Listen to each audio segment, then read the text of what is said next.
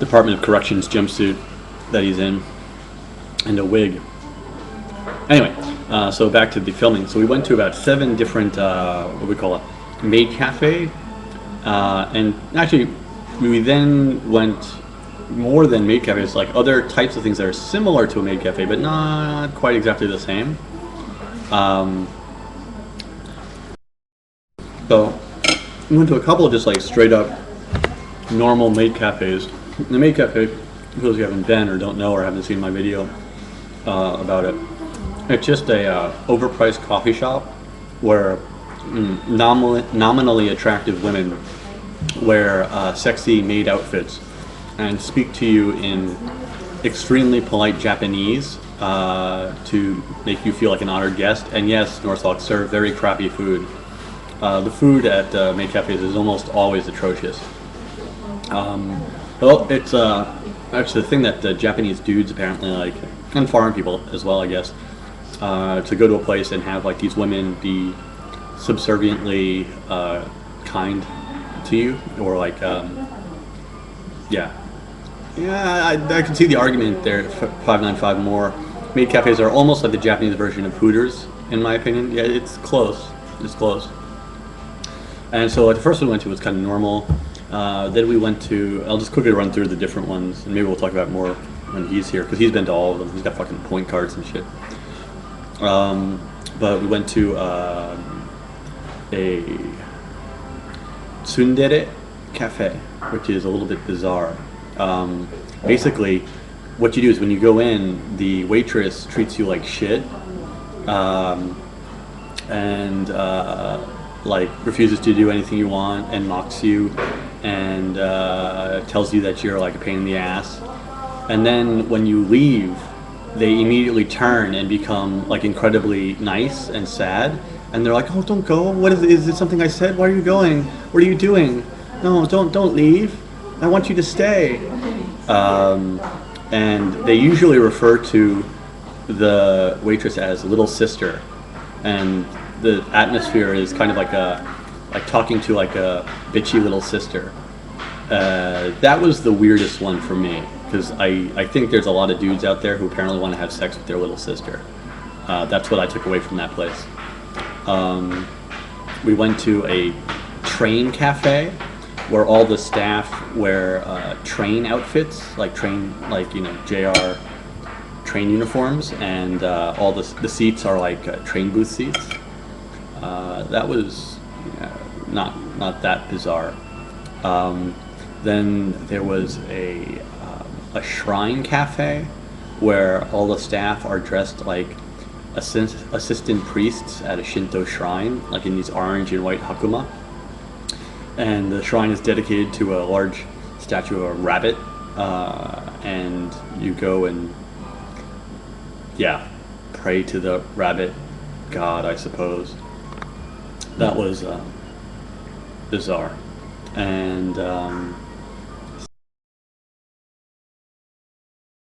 what else did we do? I guess the last one, the most unusual one of them all, was the last filming. The last night we were shooting. The place opens around 11 p.m. at night, and I walk in and I'm like, damn, these are some of the best looking ladies I've seen so far. Yowzas. You know, it was like easily just enwrapped, like easily the most beautiful maids I'd seen the entire shoot. And then they step forward and they're like, "Irashaimase." And it's like, oh, okay. That explains it. And so they were all trannies. So it was like a tranny maid cafe. And it was cool. It was cool. Like, there was only one of the group customers there when we were there, and the other customers seemed like it was just like a normal group. It was like guys and girls out after work having drinks. And they actually, and strangely enough, the owner, the tranny owner, I know, which is bizarre. It's not a friend or anything, but I was at a Danny Chu party like 2 months ago, and there was a tranny there. The closest thing there is to a woman at a Danny Chu party, an otaku party, is of course the one transvestite.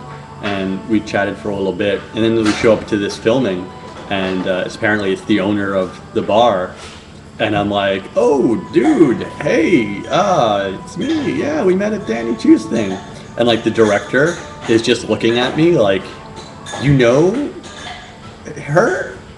I'm like, yeah, we met at a party,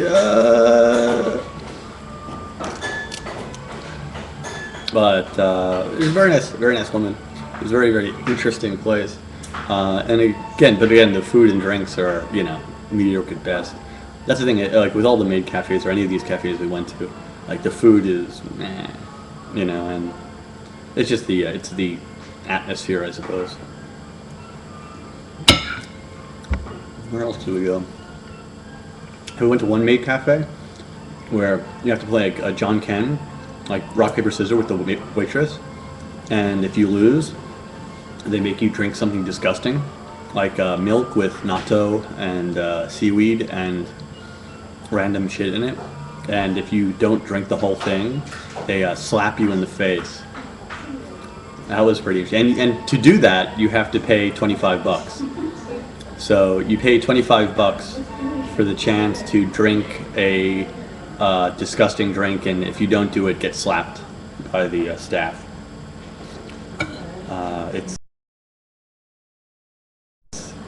You could write a lot of thesis papers on these people.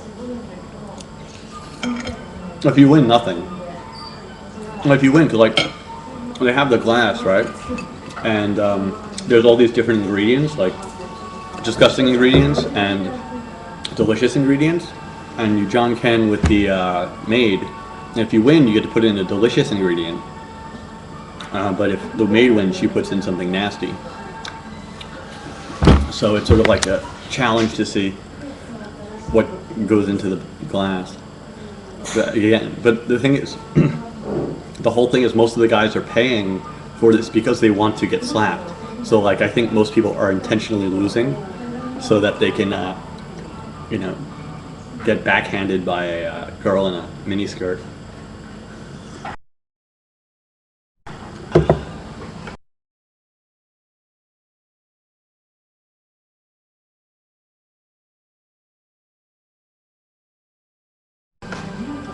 What was awesome is like on this episode, it was they paired me up. It was me and this guy John, who was on the show a ways back, and it was the two of us, right?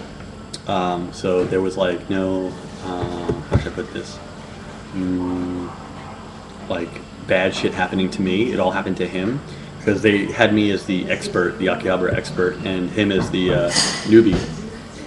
And I'm just showing him all the stuff in Akihabara. It's pretty hilarious. I just realized I better plug in my electrical socket for this place. I'll leave it in there.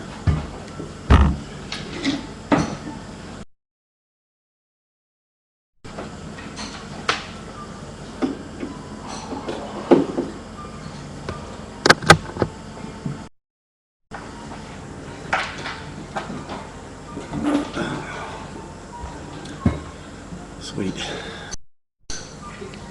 All three of them are watching me, basically, which is kind of creepy, but none of them say anything about the electricity, so I think we're good to go. Sweet.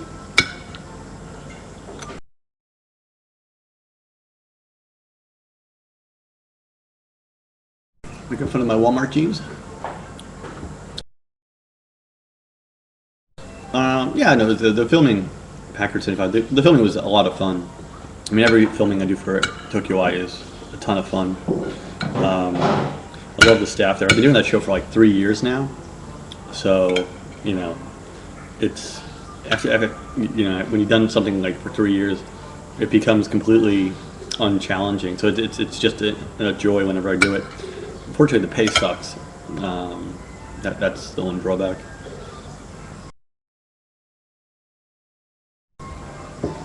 Yeah, Seiyu is owned by Walmart, and occasionally, every now and then, you'll see a yellow smiley face inside Seiyu, but for the most part, you wouldn't even notice. And I Haruna, by username I can't pronounce, is actually she just won the Thai International Tranny Competition She's a very famous tranny here in Japan.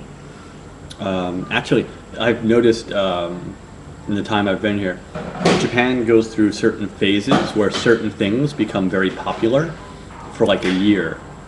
It's just like for a year it gets huge, and then every TV show does it.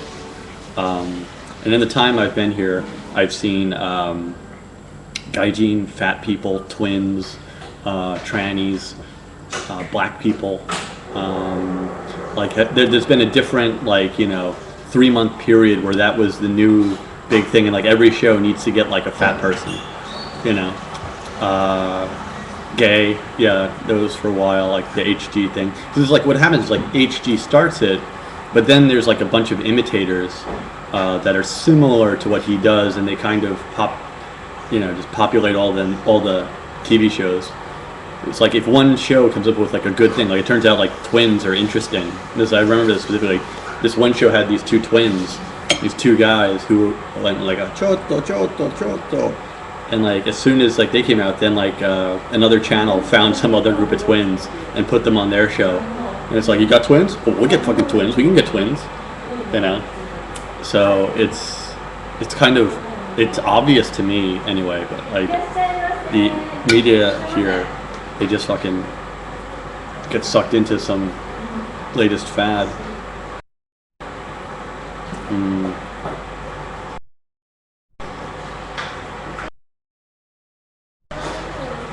Getting worried about guests. Should call me by now.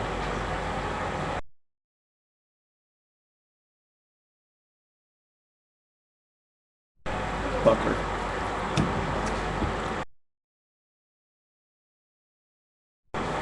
Yeah, hard gay is not actually gay. I know, second customer. That's some crazy shit.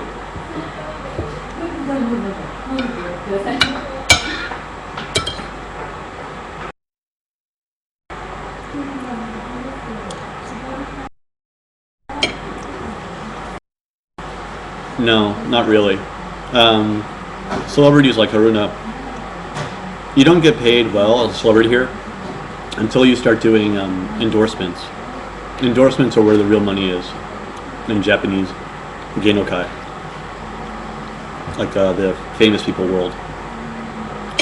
You know, but TV shows don't pay much at all. Yeah, especially not in the beginning. Like for example, if I were to appear, I have a long-running love-hate relationship with the show Ente no Kami-sama, in that like they found me and invited me to audition for the show, and then I did, and they're like, well, try this different bit, and I did it, and then I didn't like that, and then I gave up for a while, and then like recently I went back and tried another bit. And then they called me recently and asked if I had anything. But like, it's about 2 years now. I've been going to auditions or having like phone calls back and forth with this show. And the thing is, if like everything were to go fantastically and I was to get on the show, they would pay me nothing. They would have to do it for free, because it would just be the opportunity to get some exposure would be my payment. Basically, yeah. Like, I mean, there might be a little bit of kimuchi, like, but I mean, basically, it would be nothing, So you think sometimes, like, what the hell is the point of all this work? Because if you eventually make it big, I mean, then you can get money. But if you're like a lower level comedian here, I mean, you don't make any money, but I mean, that's okay, God, I would hate to be HG. I mean, at one level, it's awesome, but at another level, Jesus, that sucks. You have no life anymore. You can't go out and do. I couldn't even come to this fucking coffee shop. Well, no, I could only come to this coffee shop because there's no customers here.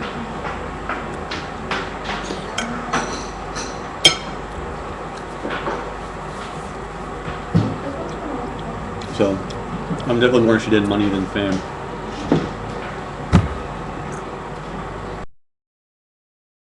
Yeah, I know Cyril Takayama. Actually, I have 1 degree of separation with Cyril.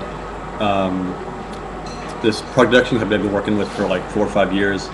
He was in their bridal party, and so like every time I go over to their house, there's this photo of like the happy bride and groom with Cyril Takayama. It's kind of weird. I never met him. Probably never will. Is there an in-between level? Huh? I don't know, Trish Jason. I don't know. Like the kid show I was just writing. I may have mentioned this on you, but I wrote for about a year. I wrote a children's television show here in Tokyo, and one of the actors in the show is a pretty famous comedian from Manzai called TKO. Oh, nice. TKO. His name's Kinoshita, a big fat bald dude. And so I was working with him for like the last year, and every now and then, like when there's downtime on the set or something like that, I try to pump him for information and like find out, hear more about it. And actually during the show's run, he won the S1 competition, which is like this big comedy competition, and I think he got like $10,000 was the prize money for the competition. It's like, what? Like, really? $10,000? That's your prize money? Jeez. And I know how much he gets paid for our show, so it's not a huge amount. So he's what I would call like a very successful comedian, but I don't think he's pulling down huge bucks. But then you get an endorsement for like a beer commercial or a Toyota car or something like that, then you're talking serious money. It's totally unconnected to Tokyo Punch. It's called Ego Ruki Gabi. It's about a robot that lives with a gaijin family. It's not my magnum opus.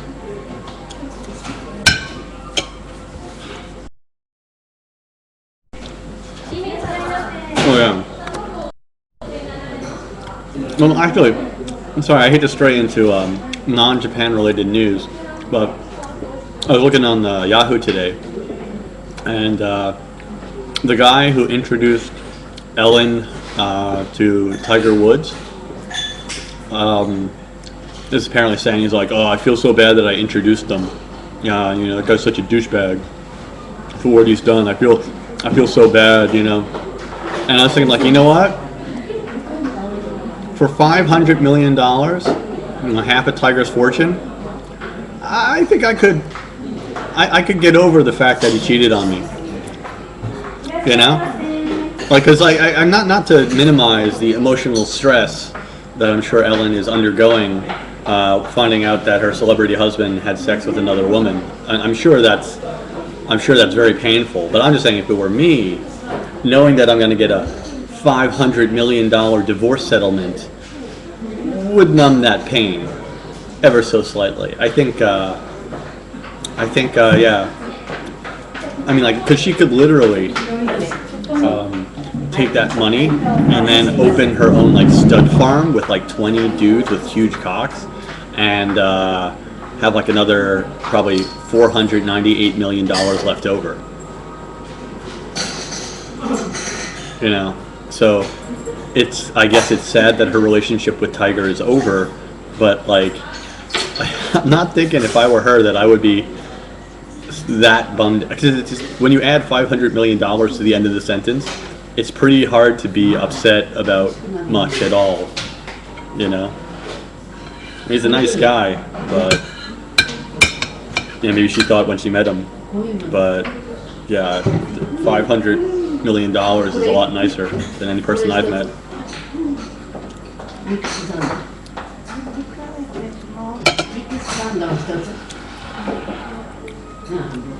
それで白かずまぜんざを。ミックスサンドと白ごまぜんざい。Oh God, Jason, no, that 飲み物もあった方がい not い that show. That show was great though. That show was fucking awesome because they paid me. I got a shit ton of money for that show. But that was weird. こちらどうぞ It was an English teaching show, コーヒー but we filmed total like コーヒー紅茶 I don't know, maybe 250 episodes. 100品で1つ Well, 250 small sketches, and I was paid per episode I appeared in. And because it's very expensive to rent studio space, what they did is they rented like we booked the studio at NHK for like a day, and it was like 6 o'clock in the morning to like 2 o'clock in the morning the next day, this huge long day. But I would film like 60 different things in a day and get paid for each one. So at the end, it was like a very nice paycheck for literally like one day of work.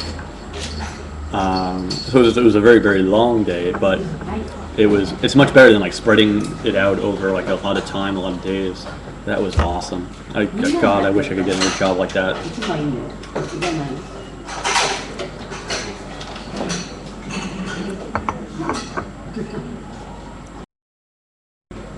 Yeah.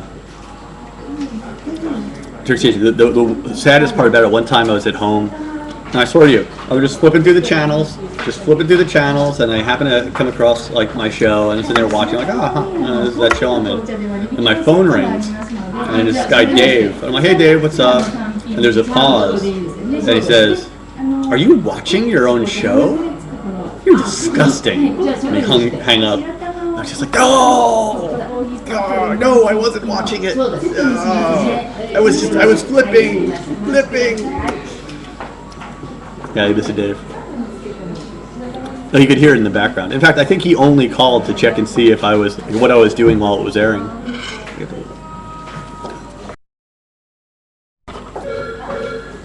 Who doesn't do that, Akane? It's over. It's gone. It was just on Channel 3 in NHK Channel 3 over the summer, and started I think in April or something like that. It went till summer, but sadly it's over. Somebody put up one episode on YouTube. I'm not sure if it's still up there. やっぱり今日じゃないのであるの朝だよ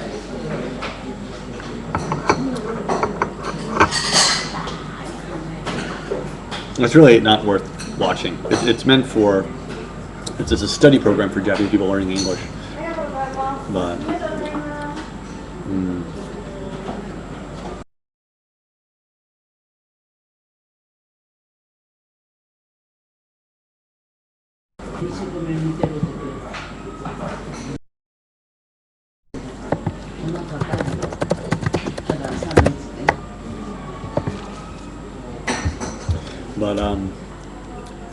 But yeah, I don't know, the otaku thing, the whole Akihabara thing. I spent a little bit too much time in Akihabara for that Tokyo Eye filming, and then I was at a Danny Chu party. It was Wednesday night, and it was like, I mean, it was sausage from wall to wall sausage. There was like 3 chicks, and they were there, like I think they were hired to be there to cosplay.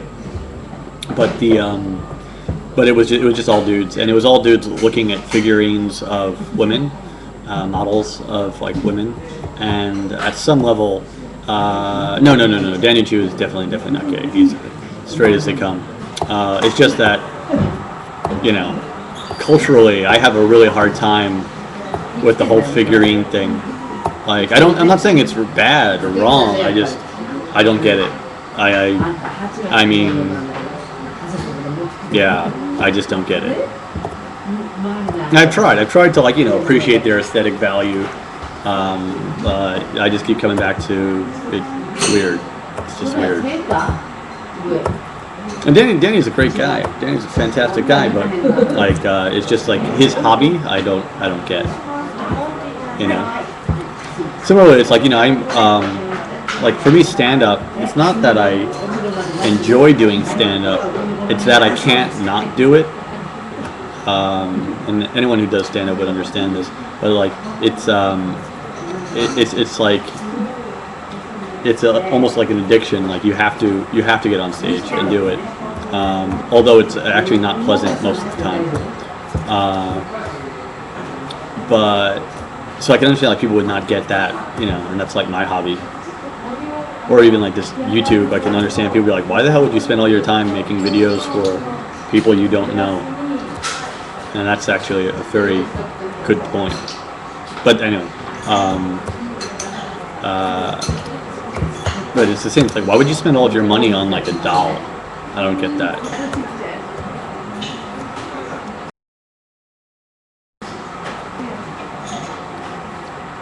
I am actually.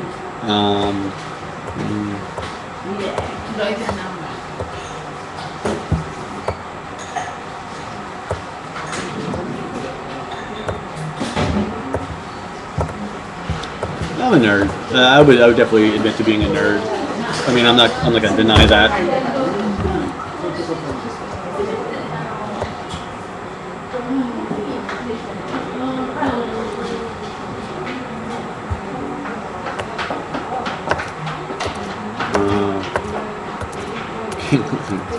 I hope not. Yeah.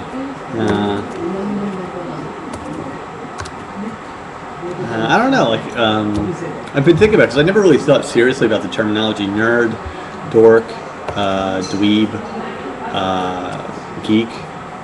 They are distinctly different, and I've had this conversation with a couple people. But it's kind of hard to tease out which one is the best for otaku. And some people would even say like otaku just means hobbyist. But yeah, that's a good. So geek is low of schoolwork. Okay, nerd is technology, and dork is being silly. So you could be a dork and be stupid, but you couldn't be a nerd and be stupid, or a geek. So I think a dork has the possibility of also being an idiot.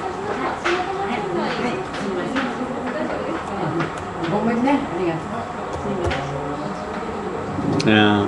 Well, actually, damn it, I wish fucking Patrick was here. I feel like emailing him again, but I don't want to be coy. Because he told me he's doing his like dissertation defense this morning, but he said he was going to probably be done by like noonish. So I have no idea why he's MIA.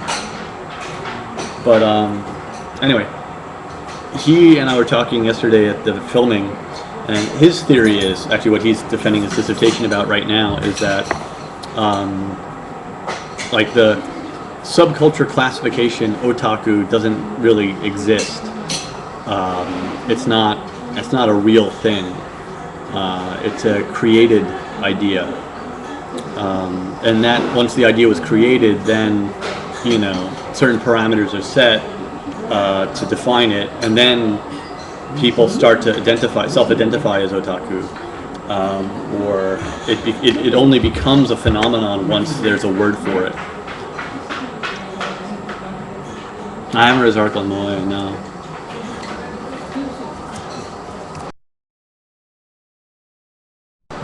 Yeah, I mean that's my point too. Is like that because like actually this one's been coming up a lot recently because Japanese media, they find any one thing and then they just do that to death for like several months and then they move on. But currently, one of the really just overbeaten topics is called a Soshoku Danji.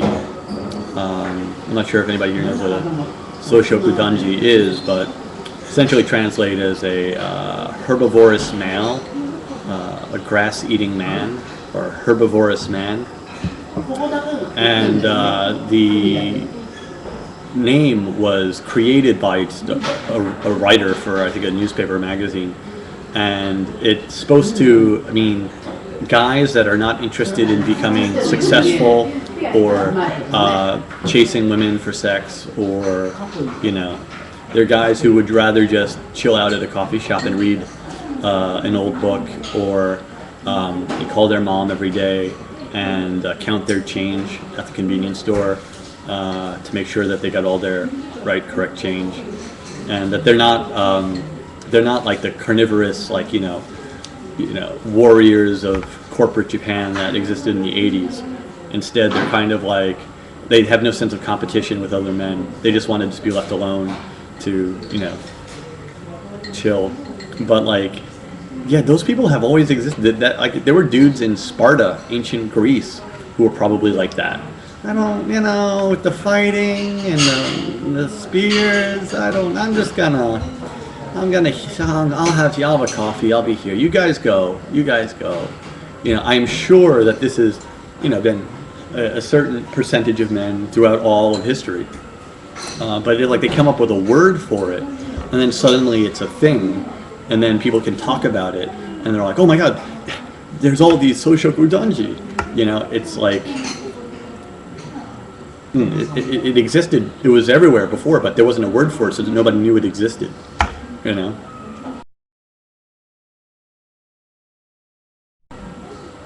I don't know why, but my ancient Spartan accent is also my Jewish accent.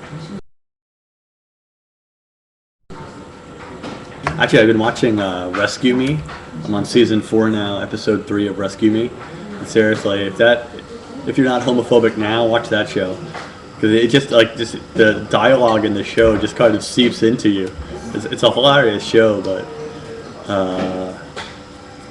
it's incredibly turgidly worded.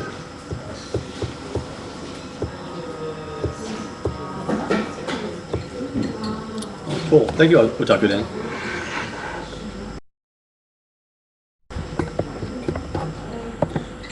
I love the show. I just wish something good would happen to somebody, one of the characters in the show for once. Every freaking episode is just such a downer. I come from an Irish Catholic family. I don't need to watch it on TV.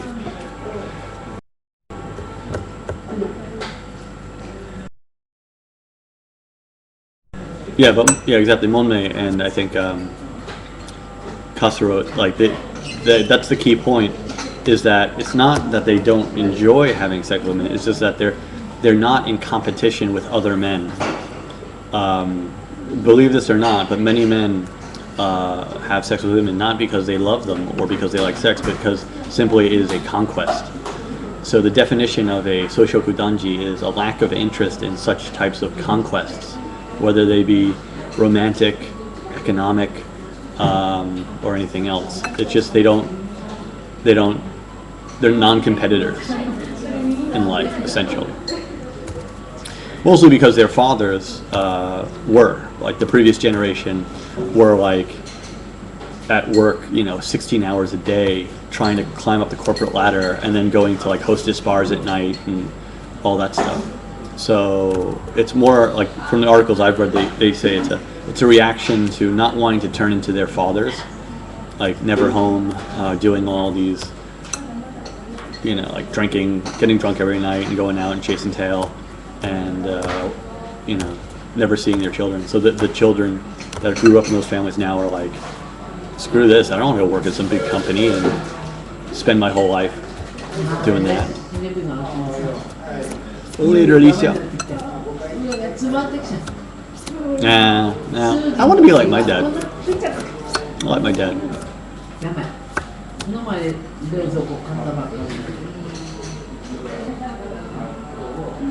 Really? There's a U.S. version of Silent Library? It's only, 8 years later now. Seriously, the Silent Library, I've seen it. It's funny, I guess, but I don't know. It's coming up on a decade, I think, that thing's been out. Downtown's great, but every time I look at the video, they just look young to me in that video. I'm not sure why why that one sketch caught on. They've done so many sketches over the many years they've been on TV. Doing TV shows almost every day.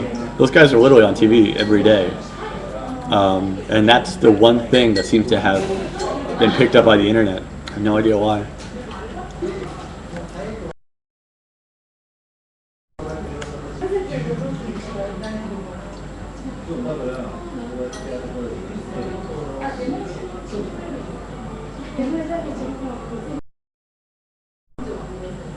I will not be attending Kohaku. No one's gonna fucking invite me. I'd be there pick up garbage if I were there at all. Who's your favorite YouTuber? Favorite YouTuber?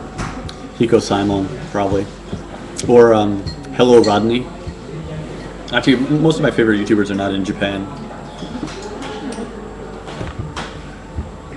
Actually, and a lot of the YouTubers I liked are no longer YouTubing. So, all the ones. Actually, no, wait. I scratched everything I said. Daisy Tree 1. Daisy Tree 1 is the best vlogger out there. Daisy Tree 1. Like with the numeral 1. Yeah. That's my favorite vlogger, and the woman that someday I will marry.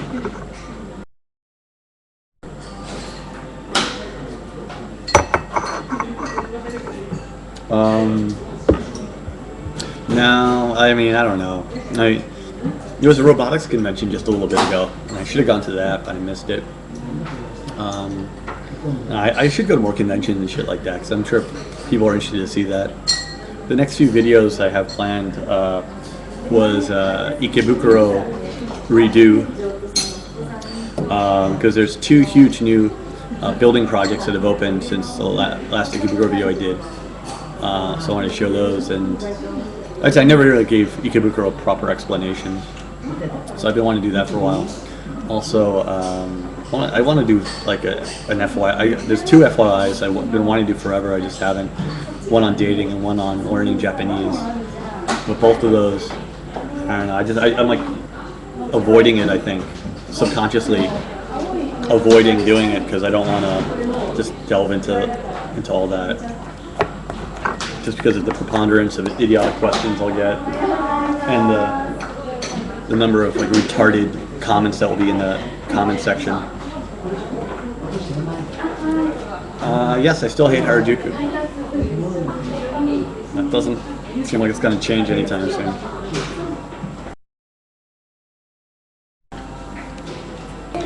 Like, actually, on Sunday, I had a business meeting with some guy from a technology magazine in the States about possibly being a Tokyo-based writer for the magazine. And we met in Harajuku. And I was like, all right, let's go get something to eat. And for the life of me, I couldn't think of a single place that doesn't suck in Harajuku. I mean, we ended up going to some kaiten sushi place, which was fucking awful, across from Omotesando Hills. I don't know. I mean, there's individual places in that area I like, but yeah.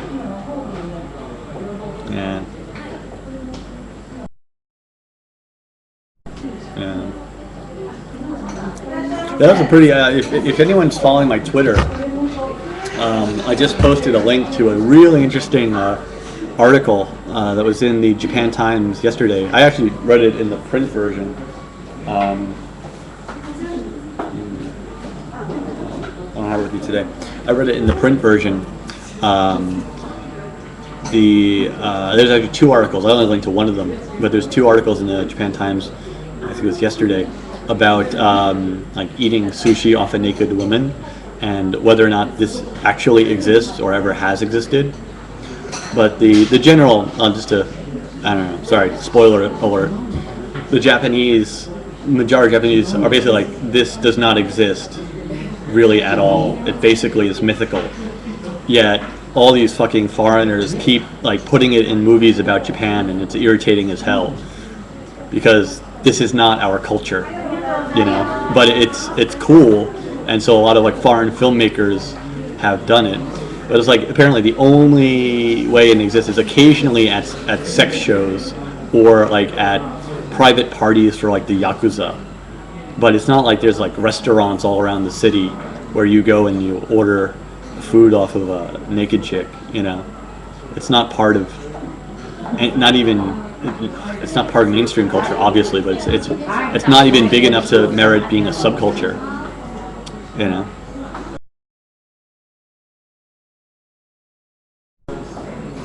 but it's like everyone knows about it, but like it's more of it's an urban legend more than it is a reality. I think it was interesting. They said one of the reasons when it did exist in like the 80s or whatever, the main reason it stopped happening was because of like salmonella poisoning, because the warmth of the human women was like causing bacterial growth in the fish. That's awesome. It's interesting, actually. In my 8 years in Japan, I've eaten a lot of dead fish, and I can think of only 2 places where I have been served sushi by women. In Kanda, there's a restaurant called Fushigiya, which is a cosplay sushi-yasan, and all the staff are women who wear cosplay outfits and make sushi. And the second one is on Sentagai. There's a tachi sushi place, meaning a standing while you eat sushi restaurant on Sentagai.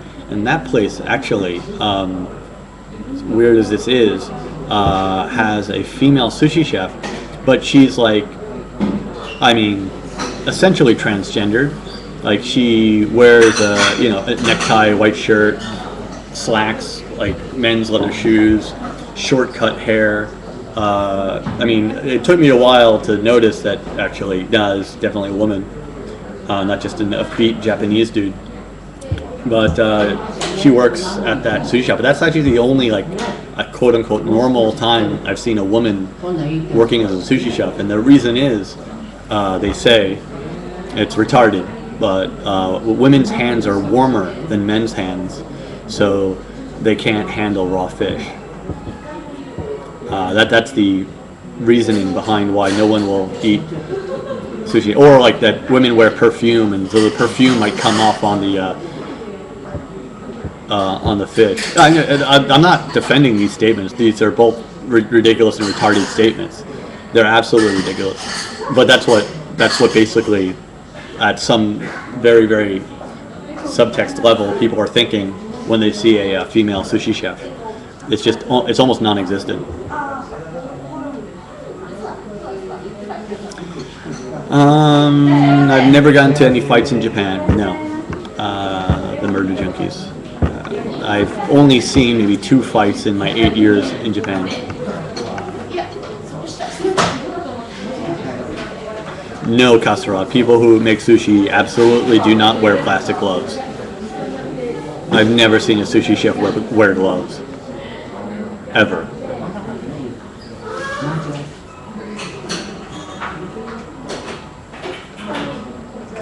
Dormant duck, yes, many times. I've had pizza with the egg on it.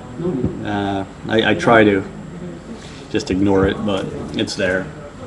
It's always there.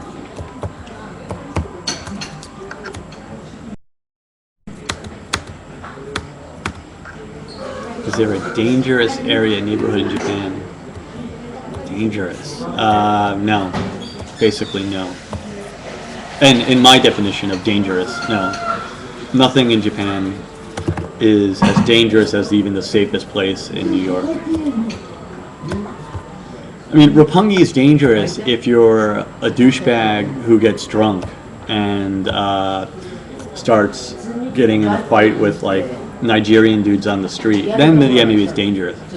But if you just act like a normal human being there, it's in no way dangerous. The most dangerous part about Roppongi is you might accidentally fall in love and get married and sucked into living here the rest of your life. That's a death sentence right there. That's the most dangerous part of Roppongi. Falling in love.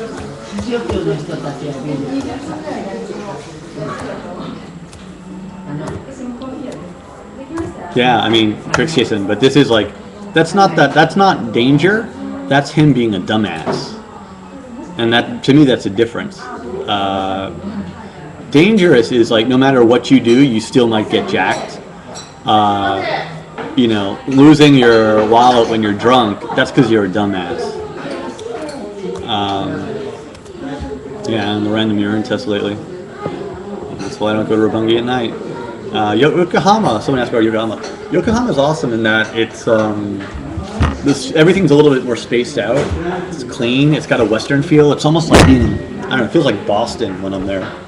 And I just went there last Sunday to go to some Arabian restaurant, which is awesome. That was really, really fun hanging out with terrorists. That was really cool. We had a bunch of food and we just sat around and smoked a hookah, and it's evidently impossible to eat at an Arab restaurant and not discuss 9/11 for at least half of the time. I think it comes with the hummus, but it was actually kind of fun. Like really nice guys, good conversation. And that's one of the fun things about being in the States being in Japan is you can move kind of seamlessly between different cultural groups because you're a fellow gaijin. It's very, very easy. Like whereas like in New York, if I rock up to like I don't know, like a bar like this place, like an Arabian bar, I think people are like, who the hell is this guy and why is he here? Or if I walked into like an all-black establishment, they'd be like, what's this dude doing here? But in Tokyo, there's not any of that sort of self-segregation amongst the immigrant groups. Like we're all gaijin, we're all not Japanese, so at some level we're all kind of on the same playing field. So there's a little bit more camaraderie, I think, here than in New York.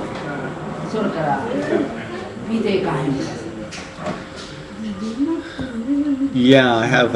If you go to my website TokyoCooney.com, that has links to everything I do basically. Also, in other Cooney news today, I'll Twitter this stuff, links to it later, but my satire I write a satire page in a magazine here that got published today. Yeah, Metropolis magazine that's out on newsstands or online, and I'm back doing the Met Pod again, which is the podcast with Metropolis magazine, and I think that should be up today. And I posted, actually should be posted a couple hours, a new post on my blog at jibtv.com. So it's lots of shit going on. And actually, write it down just so you don't forget. I'm not trying to mention it again in some other media, but the Tokyo Eye episode about the maid cafes is on the 9th. December 9th is when it fucker.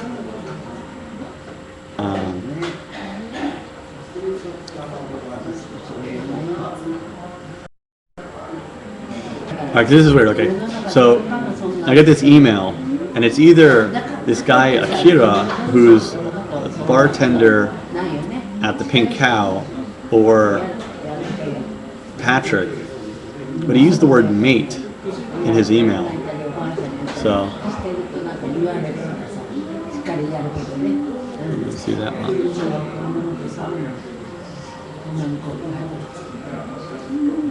Yeah.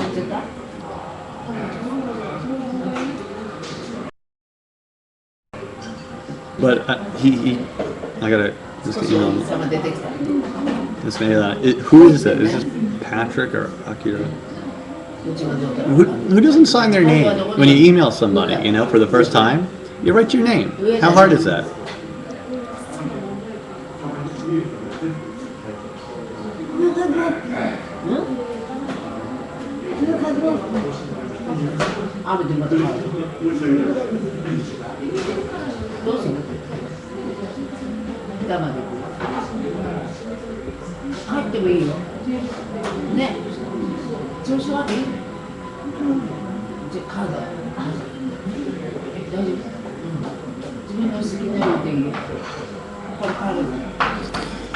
Oh well. I have no idea what the hell I was talking about. Oh yeah. So the Tokyo episode's on December 9th, so I check that out if you get a chance. No, I've never been scouted by Japanese talent agencies. I'm against joining an agency personally. Kenji is awesome. Kenji's doing well. I cleaned his fish tank recently. He's happy as can be. And I'm getting close to setting up a 24-hour live cam with Kenji. That actually may happen sometime soon. I'm finding out whether or not this last email is from my guest or not. If it is, he says he wants to come on next week, which I guess I'm okay with.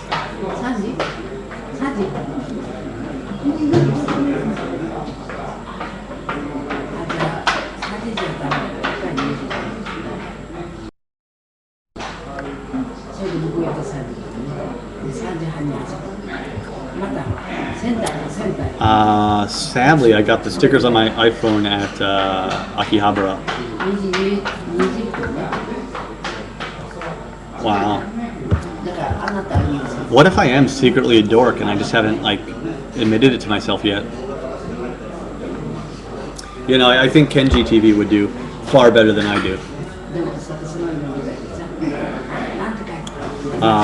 Pretty much everybody celebrates Christmas in Japan, but they don't really celebrate Christmas. They celebrate Christmas, which is, you know, their own unique version of Christmas.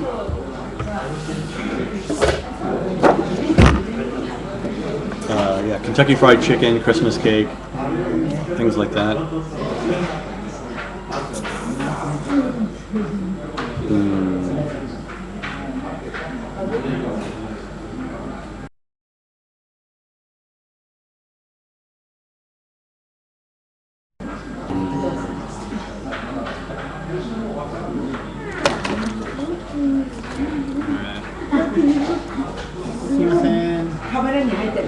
Cake set できますか？はい。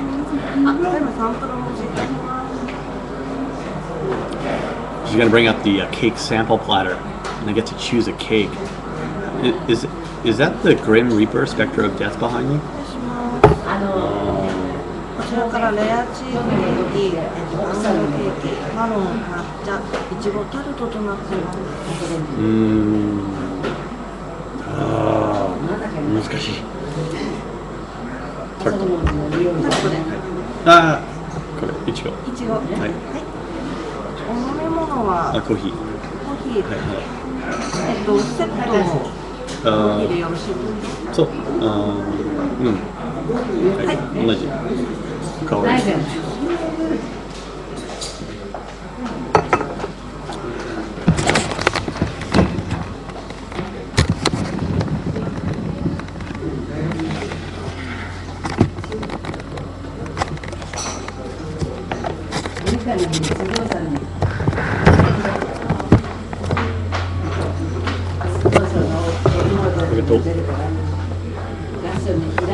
I went with the strawberry.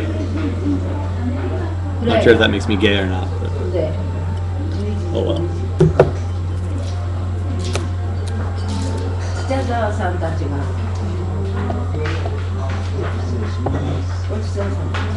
Yeah, I think Ichigo does make me kind of a flamer. Ooh, strawberry!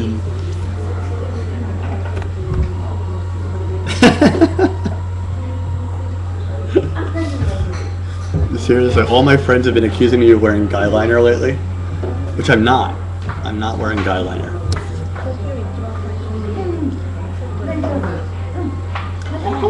I didn't think it was that complicated. Why is the Grim Reaper looking over here at me?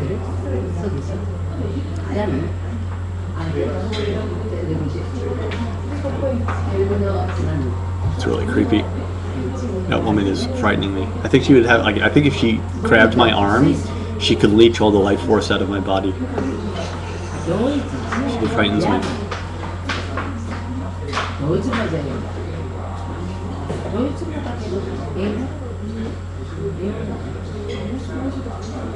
It'd be like the opening the Ark of the Covenant scene in Indiana Jones. I would just melt if she touched me. It's 1:36 here in Tokyo. Beautiful, beautiful afternoon. It's actually fucking gorgeous outside. Look at that. 虎それ。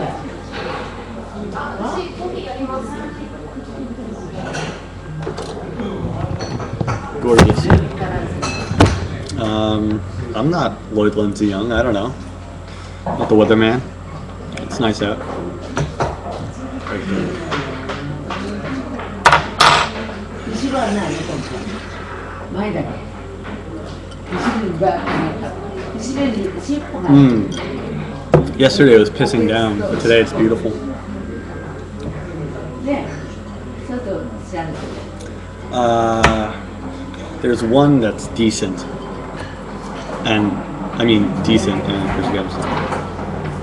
that one. But the other two. But again, I'm here for the food and the Wi-Fi.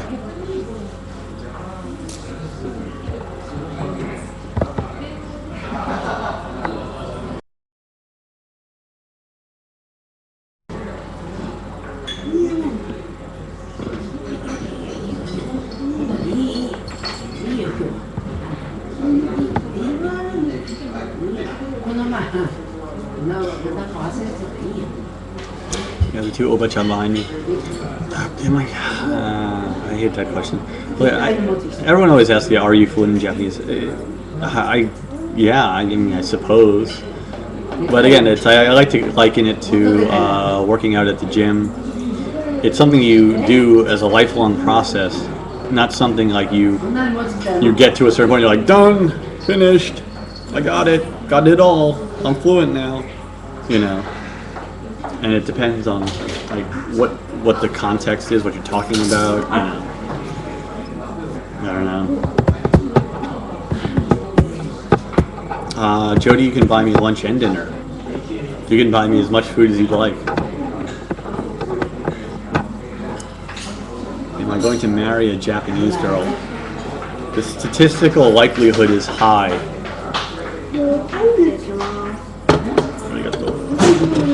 Especially considering the fact that I can't get a visa to live in Japan from a white girl or a black girl or any non-Japanese girl for that matter.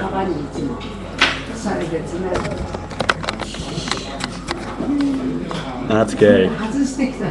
That's pretty gay.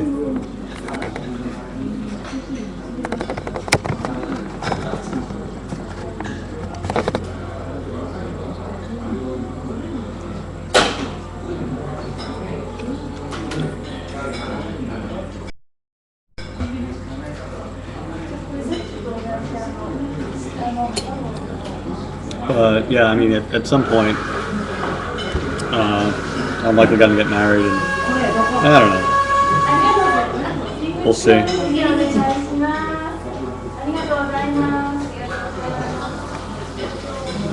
Yeah.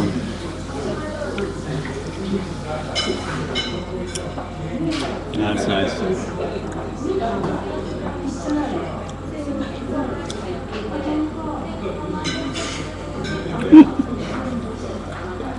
I chew gay. I had no idea.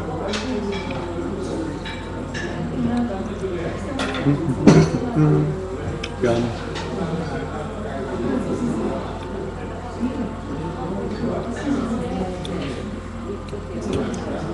I'm in love with this cake.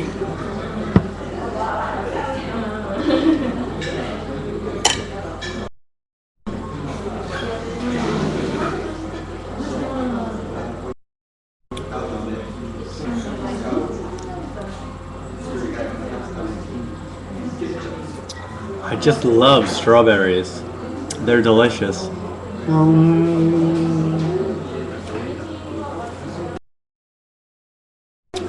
Oh, strawberries. Yummy, yummy, yummy, yummy. I would love to have like a little strawberry hat. Like this little hat, like a strawberry I could wear on my head and be like, oh look, it's a little strawberry guy.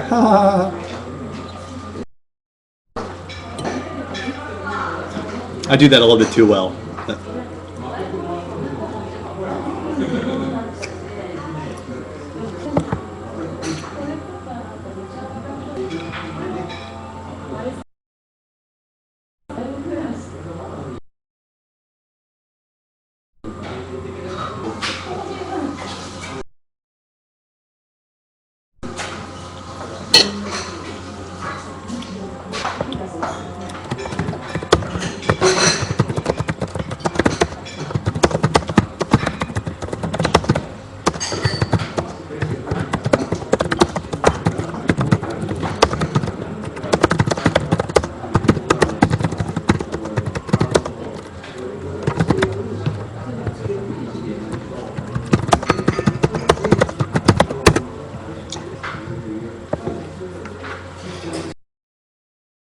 No, I'm not gonna say fabulous in a gay lip. Sorry, Jesse James.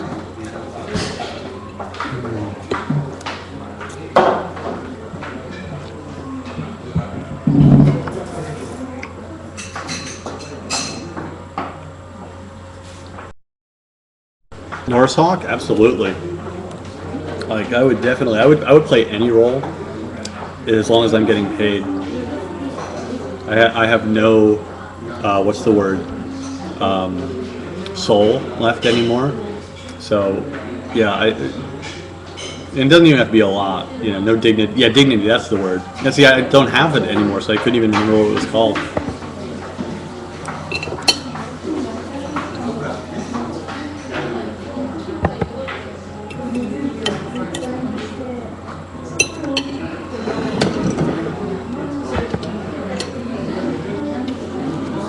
Like, I mean, it's a simple reality that, I mean, to be honest, like I'm shitting myself right now. It's like the kids show ended, and so that like a third of my income is gone, and another third of my income, that contract runs out in April. So I'm constantly like freaking out about how I'm gonna live next month. You know, working as a freelancer is not fun. I mean, actually, it is fun. It's actually incredibly fun. It's really, really, really, really incredibly fun. It's a lot more fun than working in an office in a 9-to-5 job. But I mean, it's not comforting to know that essentially I have zero security, zero financial security.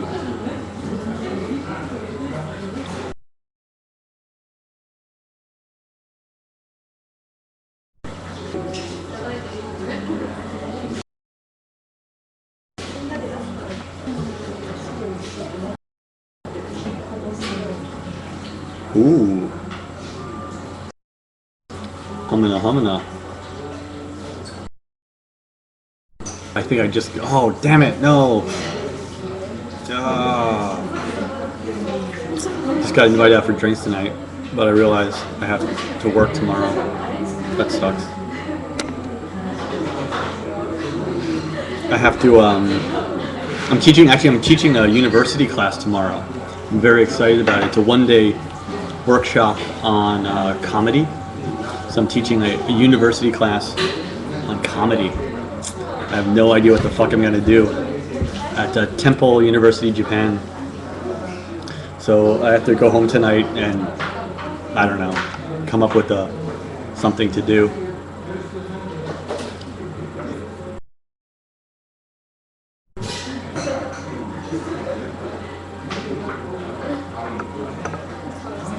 Very cool. Last thing, I figure I have to tonight I'm gonna have to try and round up different bits from different comedians, and because the key to the class apparently is explaining the difference to mostly Japanese students, the difference between Western and Japanese comedy, and then helping them become more proficient at using or understanding Western comedy.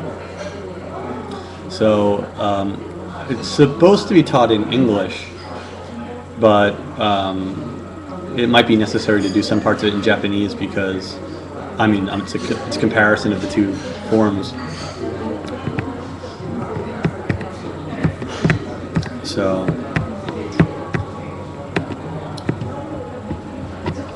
it's gonna be interesting.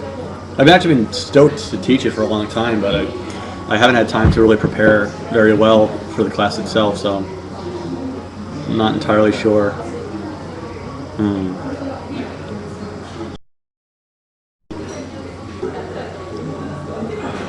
what is the difference between Japanese and American? Well, it's difference is, first of all,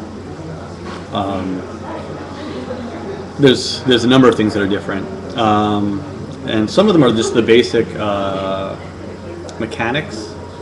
And my game plan for the class is to start off in like comedy theory, and my favorite, or at least I think the best explanation for all comedy, what makes anything funny, is a power relationship. All comedy essentially is, and this is the 5-cent version of the class, I'm guessing. All comedy is about a power relationship, and taking one thing of a higher level of power down, while generally elevating another player or the audience themselves up, is at the center of basically all humor, with the exception of maybe puns, but puns are not funny, and therefore not comedy. But if you think about it, almost all things that are funny, it involves something in a position of power being taken down, and then the audience or the surrogate, the performer on stage, being raised up. And the higher up, and the further they have to come down, the larger that gap. So, for example, that's why common, places where we focus comedic energy on are, presidents of the United States, teachers, police officers, dentists, airline staff, because all of these people are at a higher level of power than us, and seeing them being pulled down is incredibly gratifying to the human soul, and people laugh. I mean, the laugh itself, biologically speaking, probably comes out of when monkeys bare their teeth to show dominance over other monkeys. It's laughing is essentially a way of us showing social dominance over other people. But that's largely Western comedy. Western comedy is built on this idea. So you can never get really any better target for comedy than, for example, the president, the Pope, people like that. In Japan, it is essentially taboo to make jokes about the emperor. I mean, you could be killed, literally, as a comedian, if I were to do jokes about the emperor on TV. Well, first, they would never get on TV. That's impossible, but literally, right-wingers would come to my house and kill me. So that's one little thing. But generally, politicians, religion, these topics are taboo in Japanese society. And Japanese comedy on the whole, if it brings something down, it then brings it back up again. So, for example, in Manzai, you have two people. One's the fool, one's the straight man. And the fool is the one who makes the joke, taking down something. But then immediately his partner's job is to scomy him, hit that guy on the head and say, no, you're an idiot, you can't say that, you're not supposed to say that about that, that's not right, and then kind of justify it, make it morally okay that we just made fun of something by then having the other partner kind of rebalance it. So it's that's the biggest difference, I would say, and that goes to the very core of what I believe comedy to be. So many things that would just be essentially mainstays of comedy in the West are just not ever touched here.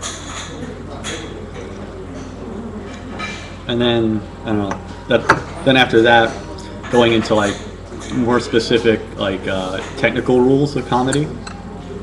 For example, the rule of three, or brevity. These are all kind of boring, simple things, but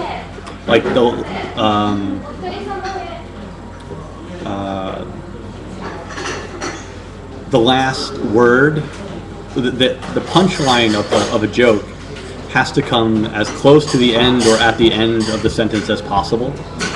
So the last word of the sentence has to be the most important word that like unlocks the key to the sentence. So sometimes even like grammatically reordering the sentence, it can become funnier by simply putting, you know, the noun that's the key to it at the end of the sentence rather than the beginning of the sentence, because you know, you get it and the person's still talking, so it kind of kills the joke. So you want them to get it at the very, very end of the sentence. So it even affects like what grammar you might choose in a certain situation. Here, Tokyo Tenshi. Words that have K in it. Spatula. Now there's a funny word. Good reference, Gosama. Yeah, but this is why it's a class, not fun. Because I taught a class like this at Waseda once, and like everybody said the same thing. They're like, why are you thinking so hard about it? It's just comedy. But it's like comedians don't think it's just comedy generally. You know, because everyone fucking respects drama. Everyone's like, ooh, let's give the Oscar because, you know, I cried so hard during that movie. It's easy to make people cry. Like I could, if I had a kitten here and I just started punching it in the face, probably some of the audience would start crying. It's not very difficult. I mean, it's difficult to punch a kitten in the face. Actually, they have claws and they scratch and shit. And it's hard. But like making people laugh, that's much harder. But there's no Oscars for that. There's no fucking Oscars for comedians.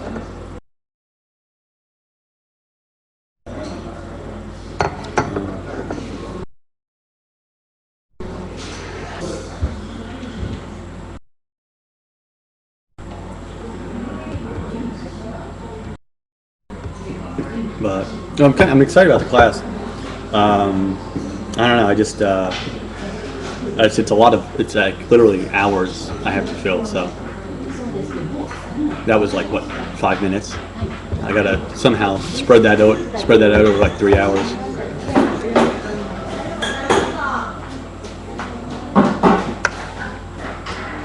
Kathy Griffin, Life on the D List. Kathy Griffin, my God. Tom Green. I think, yeah, he got the Razzies for Freddy Got Fingered, which was a smoking heap of shit, that movie. That was awful.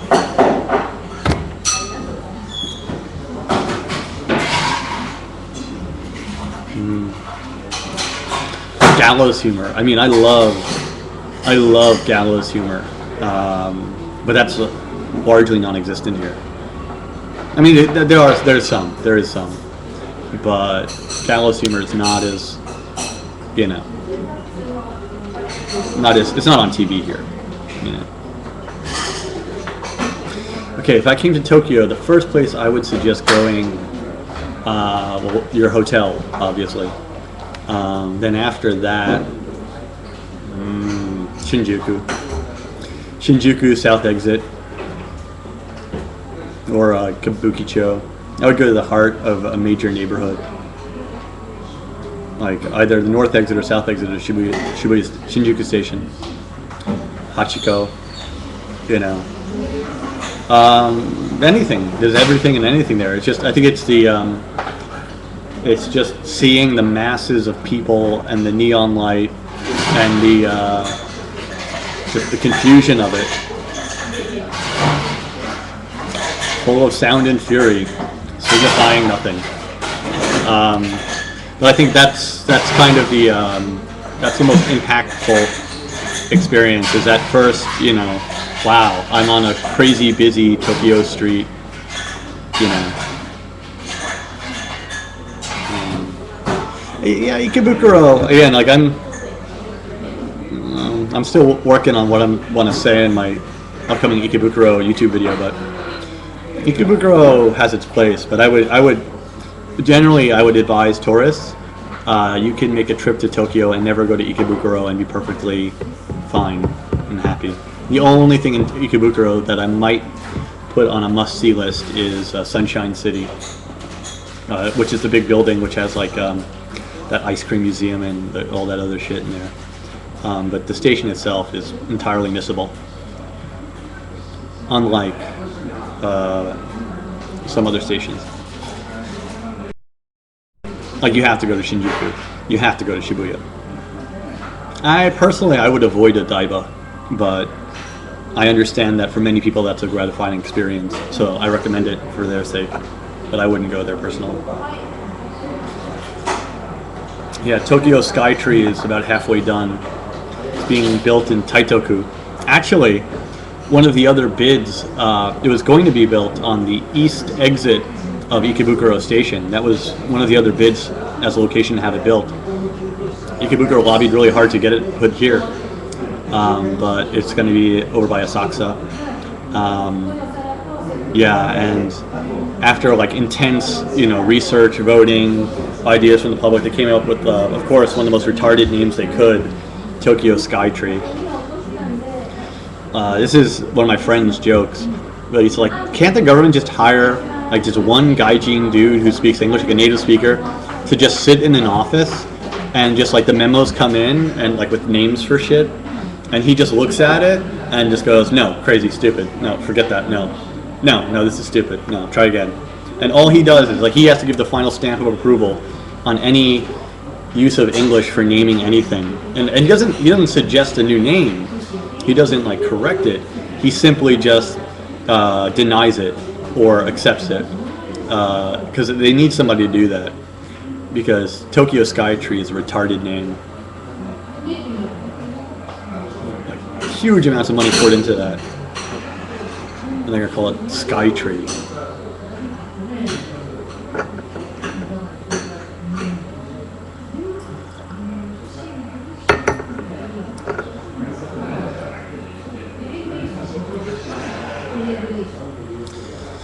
God, I'm not sure if I want to see that video, Tricks Jason.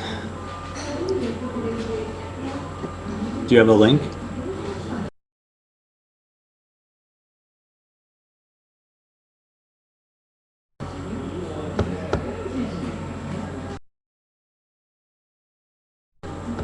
But it's not a tree, it's a building.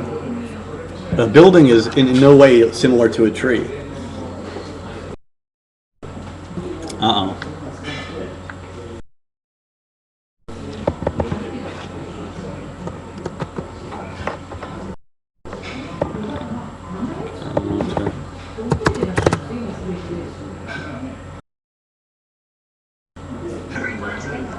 God.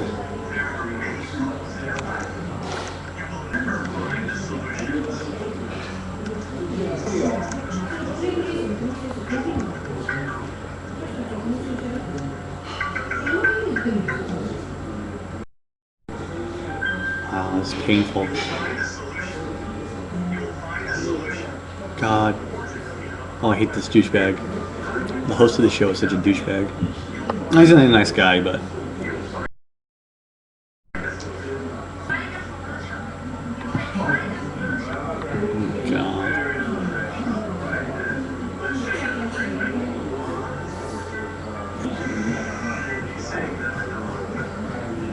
God, that's so freaky.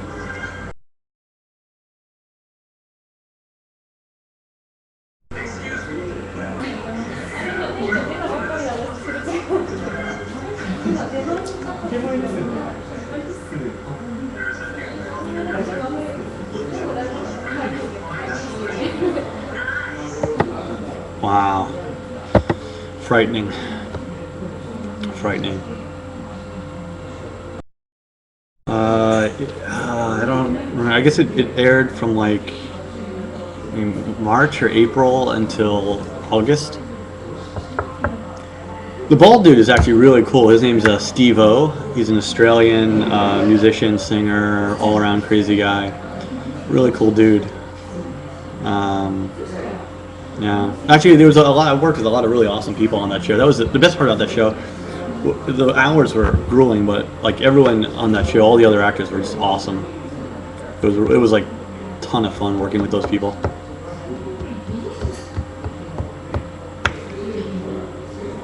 Yeah, they call him Steve-O, same as the other Steve-O. I don't know, John. there's a small possibility I might go back home last minute. My father just had pretty serious surgery to remove about a third of his intestines, and originally my parents had been planning to come to visit me in Japan for Christmas and New Year's, and my brother was gonna come from Afghanistan to fly to Tokyo, and so we're gonna have the whole family at my house for Christmas. But my brother's orders have been delayed, so he's not gonna be able to get out on vacation from Afghanistan until like mid-January. And my dad's fine. They removed like just a big stretch of like beef jerky from his colon, but it's non-malignant. But he just like he can't be getting on a plane. So all the Christmas, New Year's plans were canceled. So now I'm thinking about like secretly, I'm just gonna buy a ticket and like fly back and not tell them, and just like show up at their house. So I'm trying to do that if I can. That's basically, if I can get a ticket for under $1,000, I'll do it. But if it's over $1,000, I just I don't have that kind of cabbage laying around. Yes, Jody Underwood, you're absolutely right. You're absolutely right. I think I've grown up a lot living abroad and just getting older. I think at some level, living abroad even increases the speed at which you come to recognize the value of your parents in your life. But because I get to be with them so little, it makes me value them that much more. So I don't know. But the thing is, just that time of year is expensive. So yeah, I know my parents are in bed. Yeah, but I think, I mean, I looked a little bit online. The problem is that, like, you know, the ticket, I saw a couple tickets for like $700, $800, but like with all the surcharges now, it's going to end up being over $1,000. The price of the ticket means almost nothing anymore. All the freaking gas surcharges. Yeah, it's pretty good though. $750 is not bad. I mean, if I could get a ticket for $750, I'm going absolutely. I don't even know if Ryanair flies out of Tokyo. I think Ryanair only goes to Europe, right? It doesn't go to North America.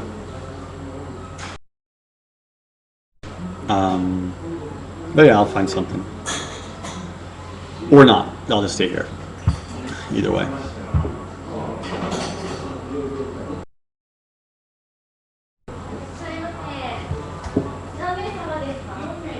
Yeah, I think that's again one of the many things I need to do. I have to go and get that ticket.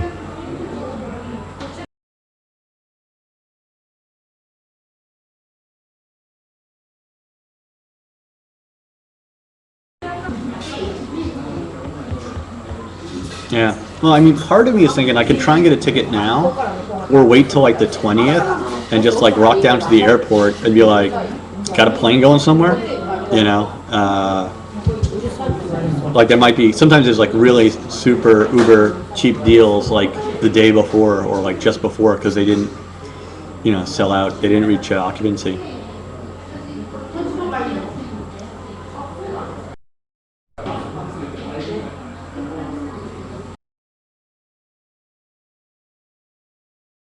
Yeah, panning, zooming. Like if I had any camera advice to people doing vlogs, never use the zoom and never pan unless you're doing it incredibly intentionally. Like I occasionally pan from like the sky down or like from something up to like end the shot, but just never move the camera. Just put it on a tripod, sit it there and just do straight on solid shots. Everything else just looks shitty. Handheld used to be okay back when YouTube's quality was so shitty, but now the quality is kind of good, so you can actually tell that it's shaky, which is not good since, you know, I have the shakes.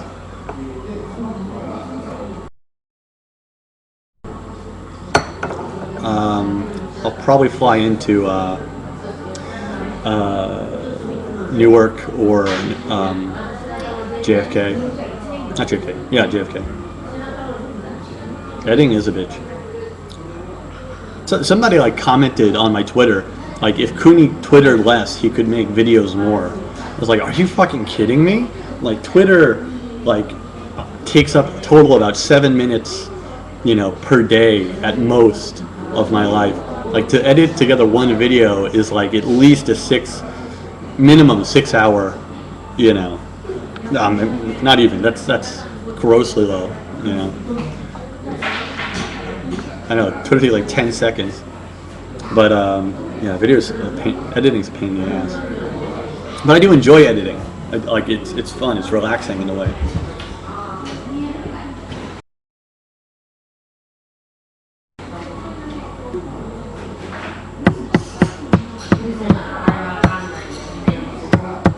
Yeah, my key for the flight, the Trans-Pacific flight, is get really drunk. That's my medical advice, my travel advice to you. Just get hammered on the plane. It goes really fast. You're there before you know it. I'm blacked out before I'm over Alaska. Yeah, fucking hate. And I just got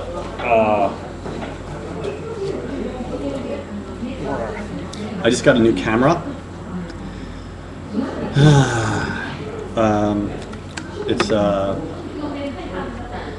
It's still a Zacti, but it's like actual high def. It's got this big fuck off lens on it. But the files are too large to edit as is on my computer. So now I have to do, if I'm going to use it, I have to recode everything into Apple Intermediary Codec, and then I can edit it. But Claytonian, ooh, exciting. Some of you might know him. Hello. What's up, dude?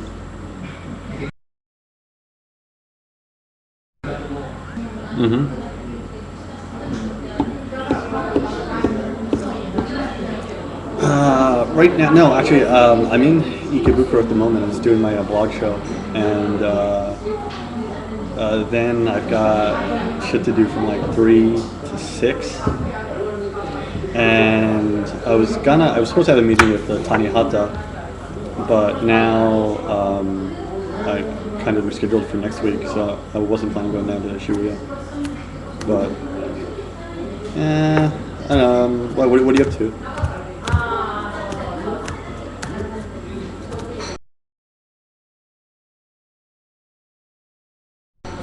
Okay. What are you doing after 5? Like, I mean, in the evening.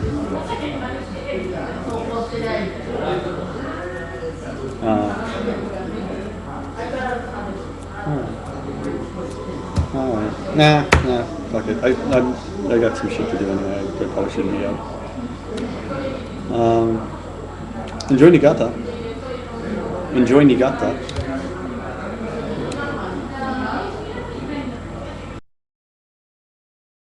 Okay.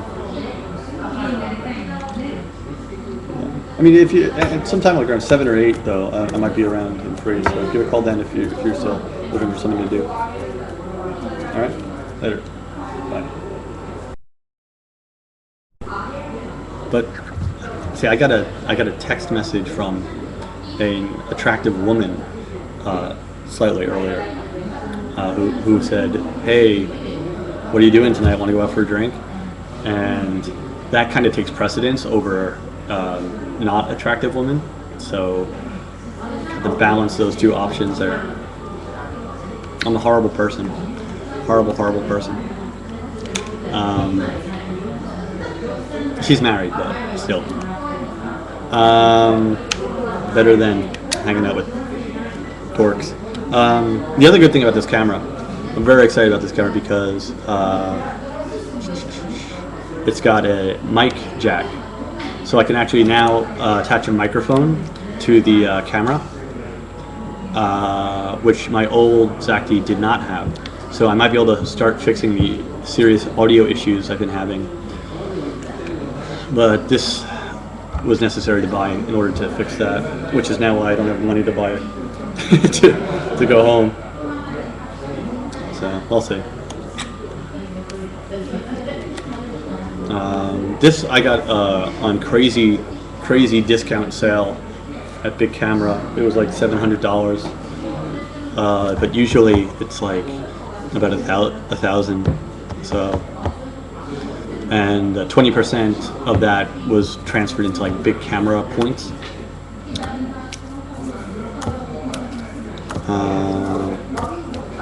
Yeah, I can't afford that either, but I'm getting tired of people bitching about, you know, the audio problems.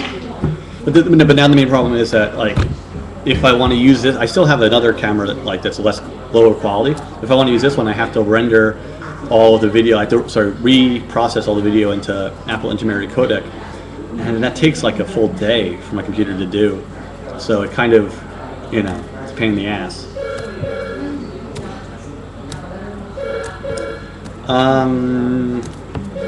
I'll be benefiting from the strength of the yen only maybe in one sense, and that's like if I do go back to the States, you know, I can, like, for Christmas, I can, my yen's gonna stretch a little further. Oh no, well that's the other thing. This camera's awesome. I mean, I'm loving this camera. I can also lower it to a lower like definition, and that I can edit fine. But I have to plan ahead of time to lower it to the one slightly lower setting, and that I can edit. But the highest HD setting is too heavy for my computer.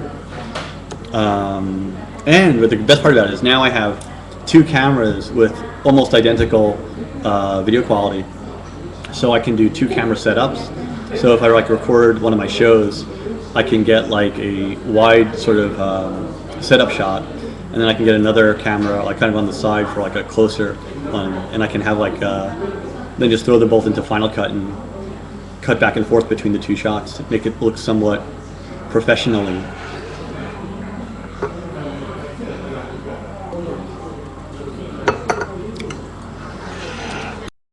Minimum wage, I think it's like around 900 yen. I'm guessing. Later, Farizu, I think 900 yen. I know I'm not getting any money from Zacti for this, sadly.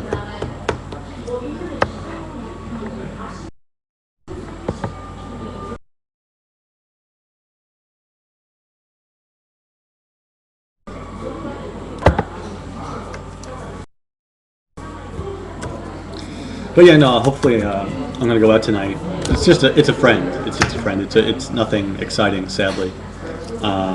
Just a friend. But I'm in that debating mode. Like, I really should go home and prepare for like this class thing tomorrow. But it is Friday night. No wink wink. No wink wink. Just a friend. But like, I should go home and prepare for this thing. And so this is what I always end up doing because I'm a retard. I'm gonna convince myself to go just for a little bit, like say hi, you know, just chill for a little bit, and then I'm gonna end up going home at like, you know, midnight, and then I'll be up till 4 in the morning preparing for the thing tomorrow.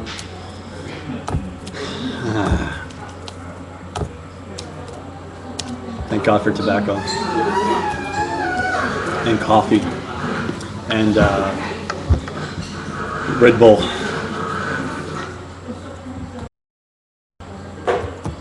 Sorry, Tricks.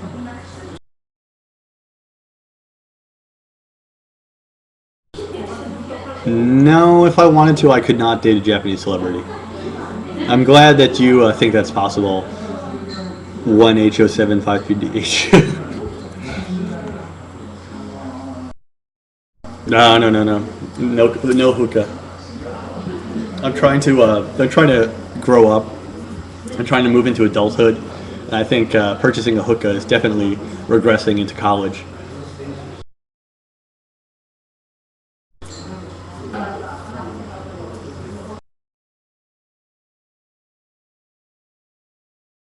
I'm not sure. I think the yen is something like 90 yen to the dollar now, something like that.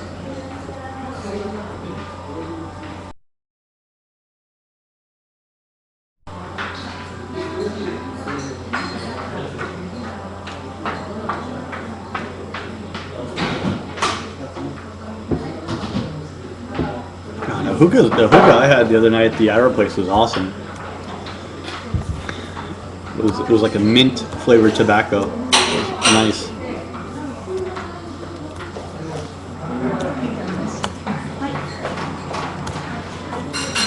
Yeah, no, I've had like occasionally I've had my packages opened by customs, but generally speaking they don't. On a rare occasion I've had they've come and they've been opened and then resealed.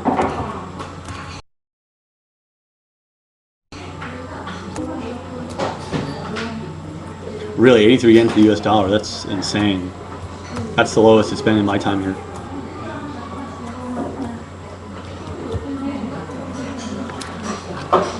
Sweet.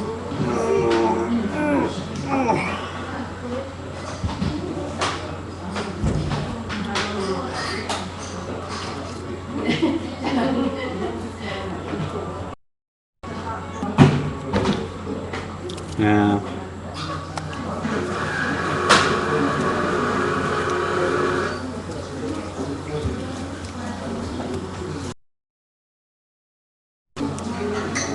I guess now would be the time to convert my vast amounts of yen into dollars. Oh wait, I have no money. I have a camera though.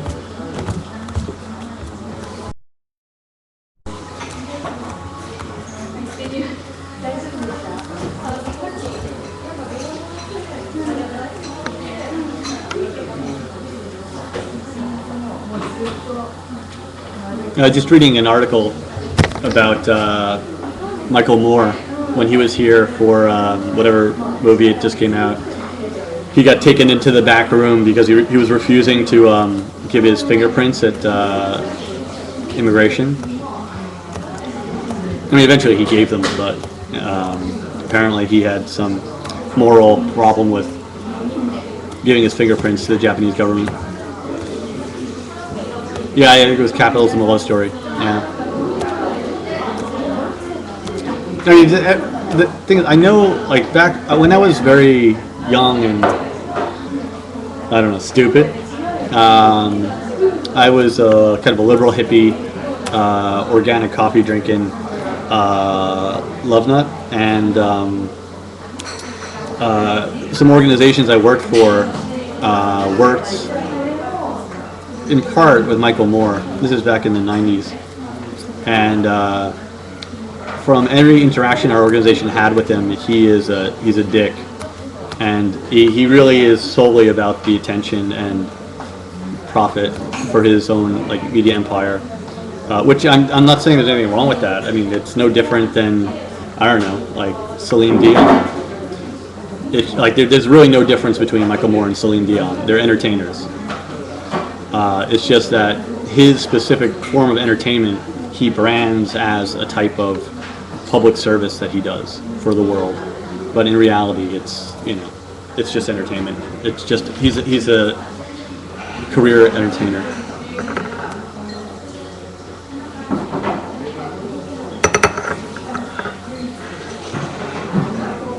It wouldn't be the first time I got ripped off, Akane.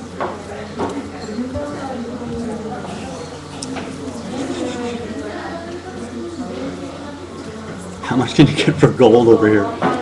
That's a bit far outside my expertise. I am not much into the gold trading.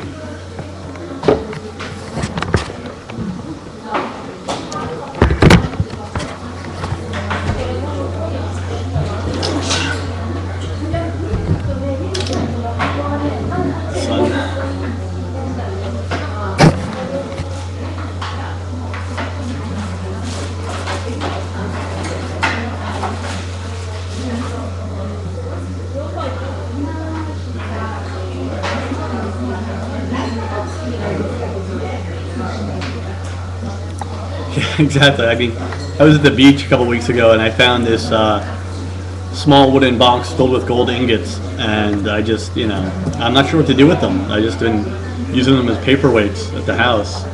But yeah, I suppose I could cash them in or something. I don't know.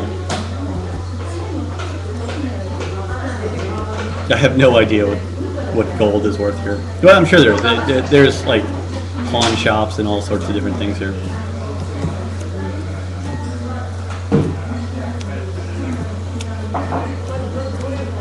Well, actually, one of the neighborhoods I used to live in, a place called TokyoCooney, is out western Tokyo. There's a park now, and there's 2 ponds in the park.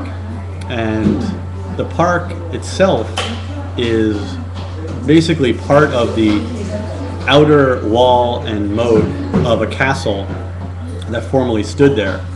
And when the castle was under siege by enemies, the leader, the guy who it was his land, realized that he was going to not make it out, and so he took, according to legend, all of the valuables, all the gold, silver, and all that shit, and put it on his shoulders and wrapped it around him, and walked into the center of the lake and died from lack of air.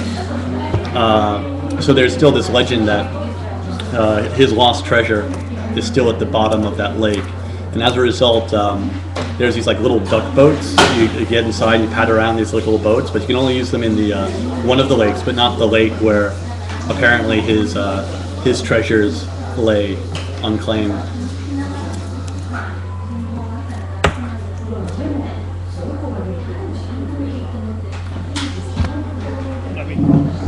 Let me. Sorry, the sun is.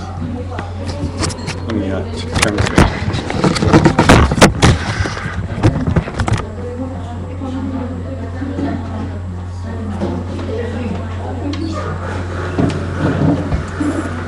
How's that? Solar flare. So, yeah, it's not there though, I'm pretty sure. Also, there was an alligator in the same pond. Somebody had a pet alligator and let it loose in TokyoCooney, and then it grew to a much larger size, and people had been spotting this alligator hanging out in the pond for a couple of years, until finally the local humane animal control people captured it.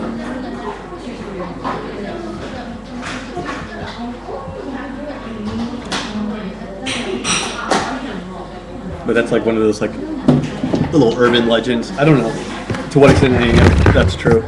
I wasn't around when the alligator was here, but I've heard the story from people at bars, which I mean are an excellent source of solid information.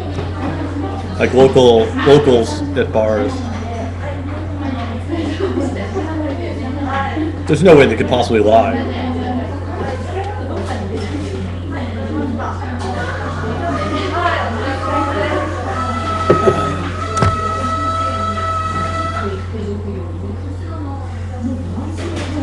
Yeah, hopefully there's going to be another trip to Nagano, either at the end of December or early January. I hope.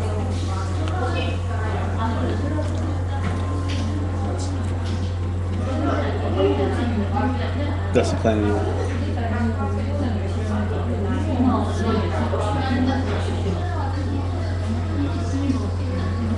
Who's yelling? I think it's the espresso machine.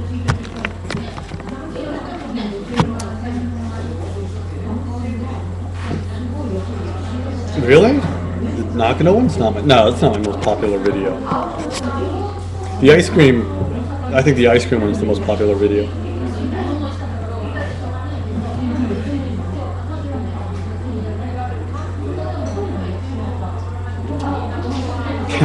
I don't remember a lot of my videos either. Hey, hi to the ninja. Hisashi fucking buri.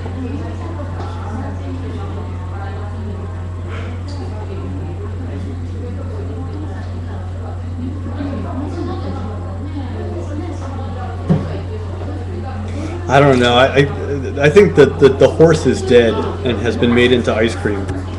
I can't see doing yet another return trip to Ice Cream City. I think it's just It it's enough. It's enough.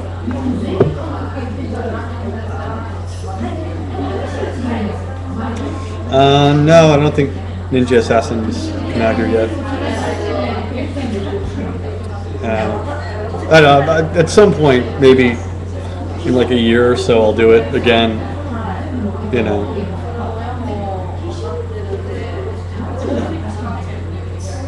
Ice cream is expensive here.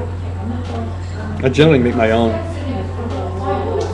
I have like a little ice cream maker. It's fun. It impresses women too.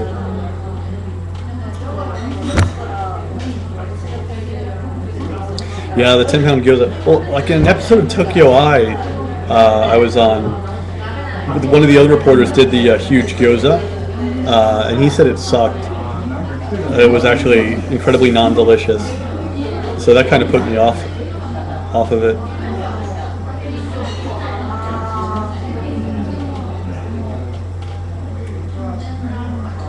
But still, that's a big ass gyoza. I mean, it's like the sort of Edmund Hillary rationale. You know, I ate it because it was there.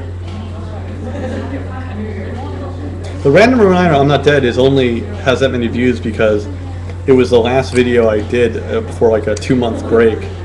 So it was the most recent video for like 2 months. That's the only reason there's so many views on that. Nothing to do with its quality.